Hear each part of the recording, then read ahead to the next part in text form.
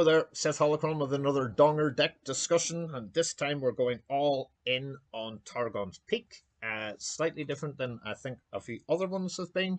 So, in other words, if you're playing Targon's Peak, you get a random card straight into your hand that costs 0. So, lots of big things. I've seen it done with Trindlemere and all this other sort of stuff, but I've decided to go a little bit more down the route of an awful lot more Targon sort of stuff, because I think it's kind of good.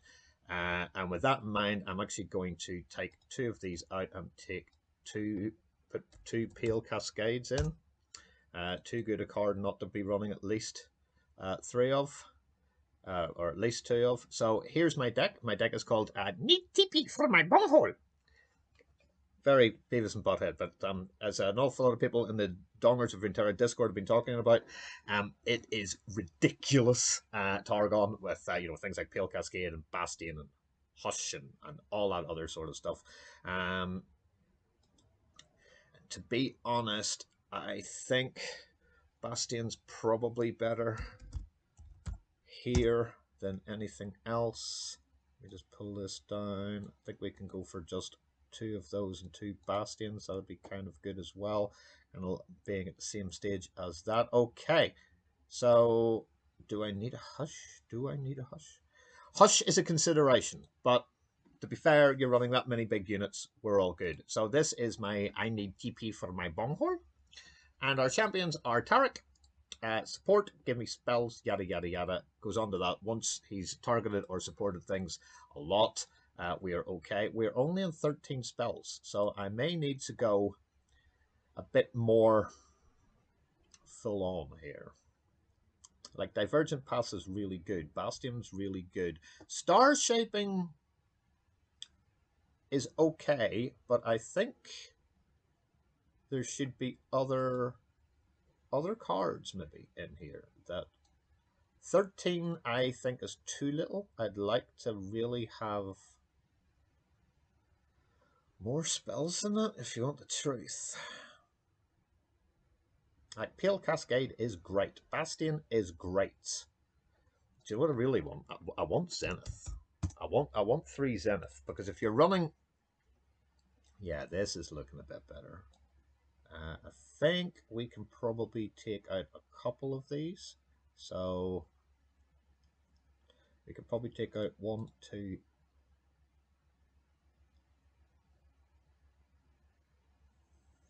The Ray. Actually, let's take Star Shipping down to a 2.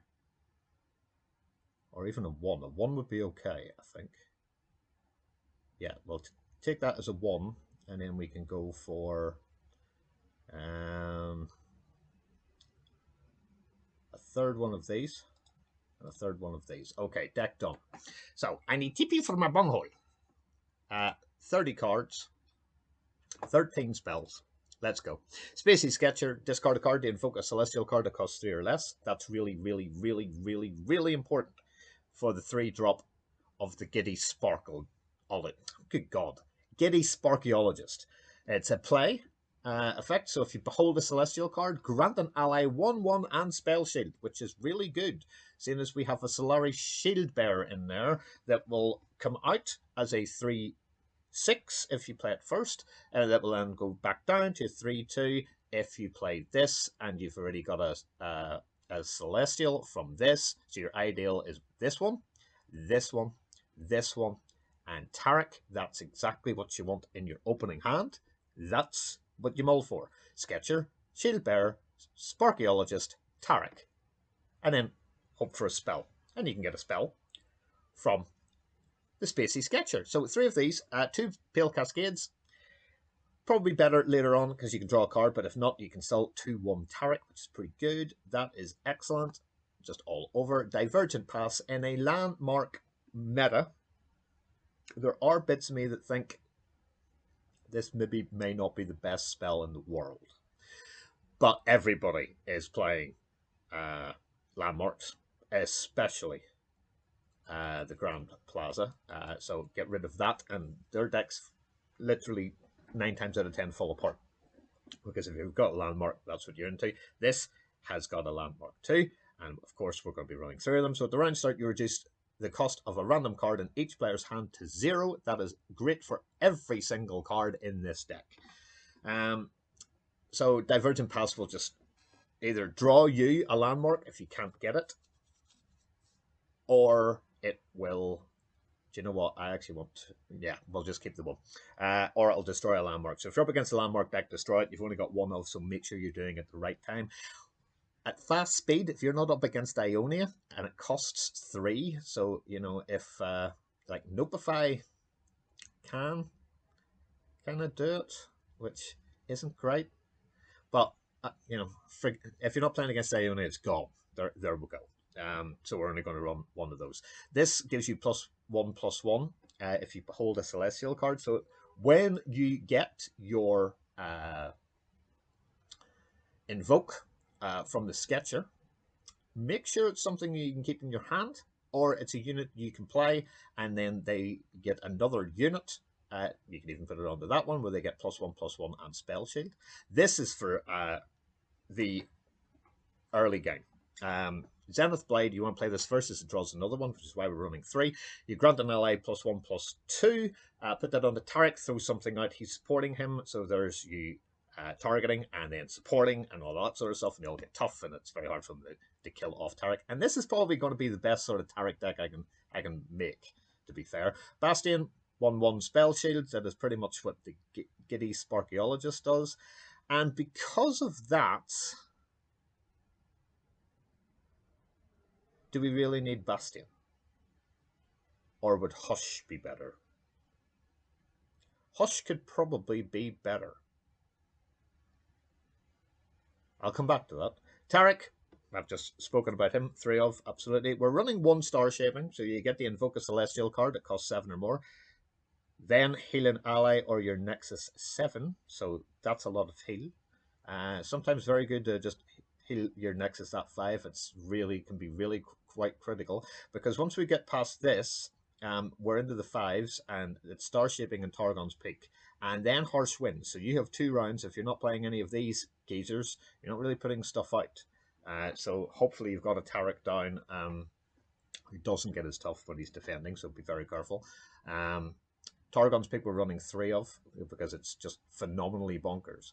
I could drop this, but Frostbite was one of the reasons why I went into Freljord. Freljord's probably one of the most strong regions right now outside of Targon. And the thing that you can... We're going to keep both of these, because giant units come out with... like Field of Rush and all that sort of stuff, and it ain't good. You know, it really isn't good. So to be able to block like a 9 and an 11 coming at you, which would be enough to kill you from round 1, and stop that, and then try and take as much damage into them as you can, is pretty good. But we're only going to run 2 of them. The reason we're running Eclipse Dragon is because of our other champion, which is Asol. Now, people hate Asol. They think it's completely rubbish. I think it's completely rubbish. But if it's that rubbish, then why am I complaining? Why not make this a Daybreak card and only play it first? So on 7, you want this in hand, and the next Dragon or Celestial unit you play costs 2 less. That's fantastic. But that's not even the easiest way of getting this beautiful big champion dragon that...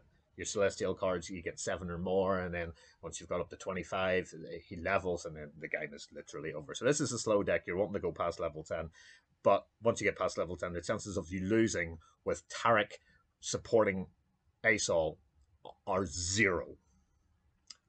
But very fast aggro decks can cause you harm, especially Zed decks. Zed, Lee Sin has not went very well into that, but against nearly everything else, it's very good against fearsomes, because we can actually save ourselves with Star Shaping and things like that.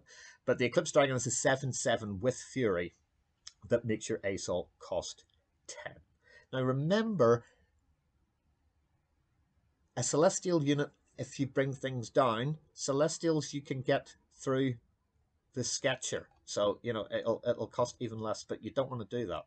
What you want is Targon's Peak to get you any of these cards whatsoever for nothing, which is why we're running so damn many of them. You can get the Eclipse Dragon for free. If you have Aesol in hand, it becomes an 8. If you have 8 mana, you can drop it too, which is completely and utterly bonkers. Now, I did not have the next card in the deck until I was playing a sort of aggro deck, and this ruined me completely. It That Stares is a brand new card from Freljord that when you play, it obliterates all landmarks, so it would get rid of your own or deal 2 to all other units, and most aggro decks have 2 or less health, especially Fearsome, and it destroyed me. He had a real big Yeti kind of deck, and It That Stares was amazing. Like, absolutely astonishingly good. To get that for 0 is fantastic. It's like Ember Maiden with twice the damage, but it's on play and it's Obliterate. They're all gone. They're never coming back. If they bring in cards to say, bring back a unit that has died this turn, which we already have cards like that to bring things back, you can't bring those back. They're gone. They're completely gone. Because people say, why say Obliterate? Well, Obliterate means that they're gone. Like, goodbye. You've taken the card. If this was a physical card game, you've went, ripped it, thrown it away. Which isn't the best thing to be doing. But it is for us. So 3 of those, 3 Aurelian Souls. You create a random Celestial card in hand, which is fantastic because of all these other sort of amazing things. Yeah, it's all good. But especially with Eclipse Dragon. Because then you can play another one down and they cost 2 less, and dragons are good. So the next Eclipse Dragon you will get for 5. If you get any of the other Celestial cards, you are doing really, really well. Again, you want to be playing this for nothing. She Who Wanders was a card that in the earliest days of the beta was like, yep, this card is the bomb. This regenerates. It has 10 health. And when you play this, it also has an Obliterate. You obliterate everything with 4 or less power in play and in hand, and watch everything go. Now, you have a wee looky at this. The first time we grant this person, possibly through a Zenith Blade, that's now a 4. We also have a couple of Pale Cascades. There's ways for me to increase stuff with Giddy Sparkeologist, because we're going to have tons of Celestial cards. You know, Bastion will also help. Star Shaping will not really do anything, but all of these will make sure that Tarek will be above 4, because he is going to be leveled so damn quick in this game. This deck levels him really fast, and then everything with 4 or less power, so you need to get Tarek to 5. But it's only followers, so you don't need to worry. He cool. He great. He a champion. He ain't a follower. And then you can get to play that for free if the peak goes, I nominate you, She Who Wanders, and then I nominate you, It That Stares, and then I nominate you, Feel the Rush, which costs 12. Summon 2 different random champions from your hands and make them 10-10. Now that makes no difference to him. That's just you getting him. But a 10-10 tough Tarek on attack, the game's over. So I've tried to get as many big supporty things into one deck as I can possibly get and go, ooh, this good. This is good. So this is, I need TP for my Bunghole. Is it good? I think it's actually quite good. Yeah, I really do. The deck code now with the hash. So if you play on mobile, you can just click that when you're watching this. Bang, off you go. Deck straight into your clan and all good. Test it out. Let me know what you think about it in the pinned comments. Also in there, you can come and join us for free in our amazing Discord, where we talk about even more things than Runeterra.